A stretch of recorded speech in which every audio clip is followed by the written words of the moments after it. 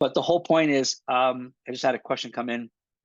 After you finish your first round of studying, then what you do is you should take an assessment test. You should open up your AMBOSS or UWorld, create 3 blocks of 40 random time, and see how you score.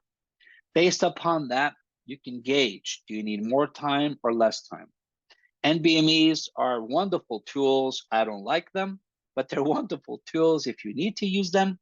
If you're not currently in med school, if you've graduated and you do not need to take an NBME, please don't put yourself through that misery. I would suggest UWorld's assessments, one if you have them, right? AMBOSS, I think, has an assessment. And then you have the old 120, the new 120, and that right there, you have 2 UWorlds. You have 2 120s. You have the AMBOSS. That's 5 assessments. If you're scoring a pass on all of them, why would you delay any further, right? A lot of you have to take NBMEs for school. So, okay, that's fine. NBMEs are not fun. I personally don't recommend Anki at all. But if anybody else wants to jump in, you could obviously enter and add to what you like. Anki decks can be challenging. A lot of doctors I know are using them. So if you guys want to jump in and help them out or do a private chat after or reach out to the doc, that'd be great. But Ankis, you have to be careful. You have to either love it or maybe been using it for a while. Anki is great for many people. It doesn't work for other people. So if you've been using Anki already, then you know how to use it. If you haven't used it, you should start trying. I know there's different settings, different Anki decks you can get online.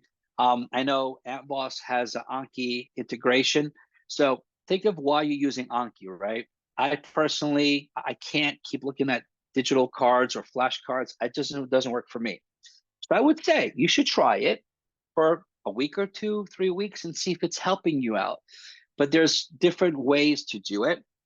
There's a lot more people out there who know more about it. A lot of colleagues here are using it. So please feel free to reach out to each other, help each other out when it comes to this. Because I personally, I would rather do questions.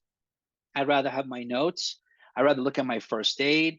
But many people do love Anki for certain reasons. Usually students who've been been using them through med school or undergrad have a better chance using them.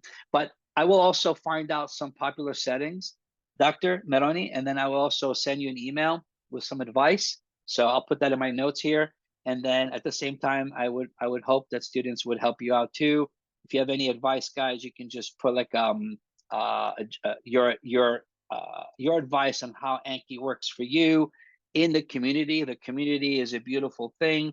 The community is a place that I want you guys all to participate and work together as a team, because this is why we do what we do, right? We want to make sure that what works for Dr. James might work for another doctor. But if we all participate, like the way you guys are on Reddit, well, now you see the people here more often. You have familiar faces or names. So help each other out, because one person might be providing some information that's going to help you utilize the tool a lot better, right? That's all. Yeah. So, like for example, James says, "Hey man, it didn't work for me."